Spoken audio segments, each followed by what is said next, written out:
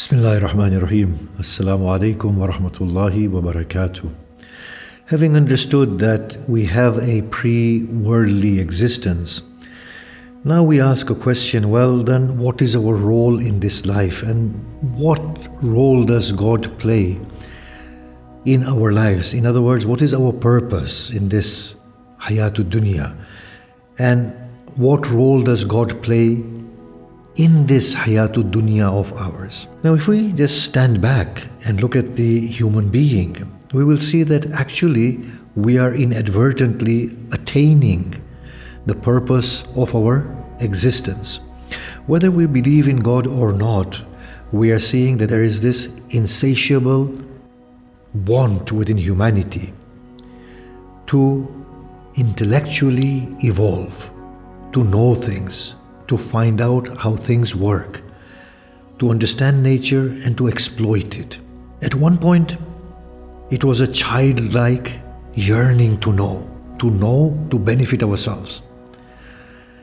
As we grew and as we began to understand things, the origins of the physical three-dimensional universe, its possible and what are the natural forces at play, the gravity, the microcosmic background of the Big Bang. As we evolved through this knowledge base, another level of purpose came in, gradually concomitant with the intellectual growth, and that was moral sophistication. Whether people believe in God or not, inwardly they know that we need to lead lives in which everybody is treated fairly, in which kindness prevails, in which rights are given to all, needs of all are seen to. This is another level of purpose that we are attaining. It is known as the attainment of the moral purpose. Similarly, we are finding now the emergence of a third level of purpose, and that is that we want to know who we are, and we want to lead substantive existences, real existence. Just being kind and merciful is not enough. I need to know who I am, and I need to have a meaningful existence within myself. So we see in these three levels of purposes that we are naturally attaining. One is the intellectual completion of our own humanity.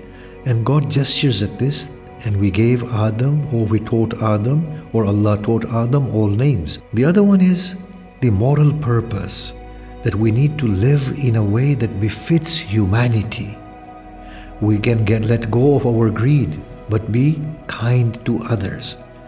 And the third level of purpose is that deep-seated want to recognize ourselves, or what we call a spiritual purpose. Just as a fetus grows into an adult, a seed germinates and grows into a tree, the human soul takes birth within the cradle of animality and grows into a fine human being, and beyond that goes to an angelic pedestal.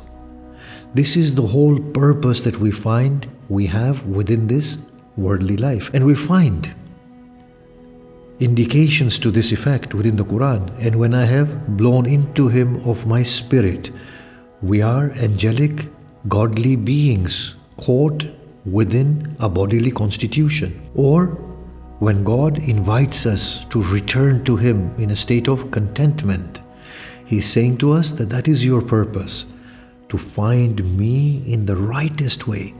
So what role does God play in the whole of this process? The first thing God does is he reminds us that we are not body or the bodily.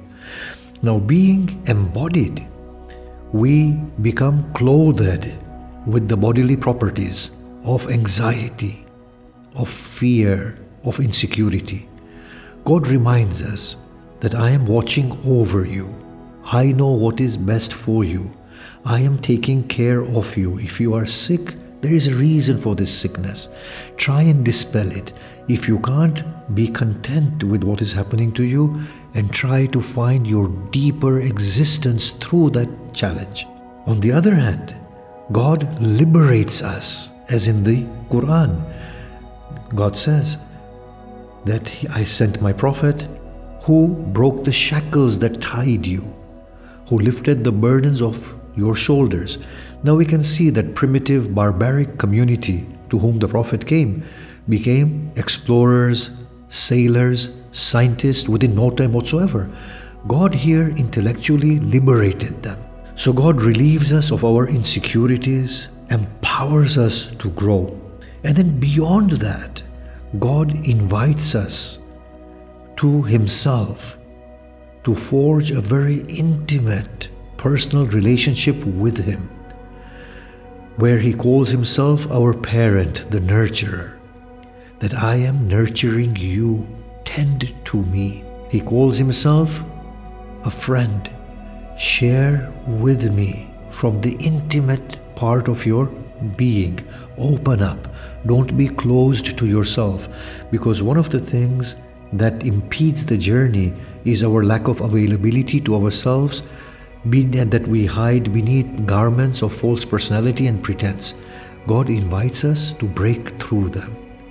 And at the third level, God tells us that He is our King and our Master, where He says to us, you can leave it to me and you can trust me in being able to overrule any potential threat that might come to you. Have full confidence. So the role of God is to take us along the journey of life, allowing us to culminate in godliness, to represent God. Now that's the beautiful role God plays.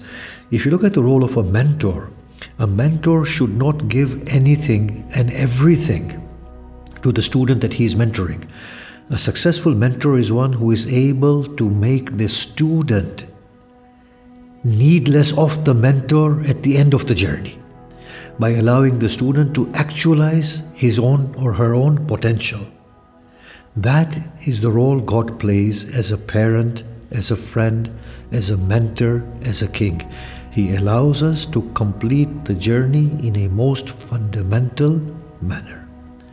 Wassalamu alaikum wa rahmatullahi wa barakatuh.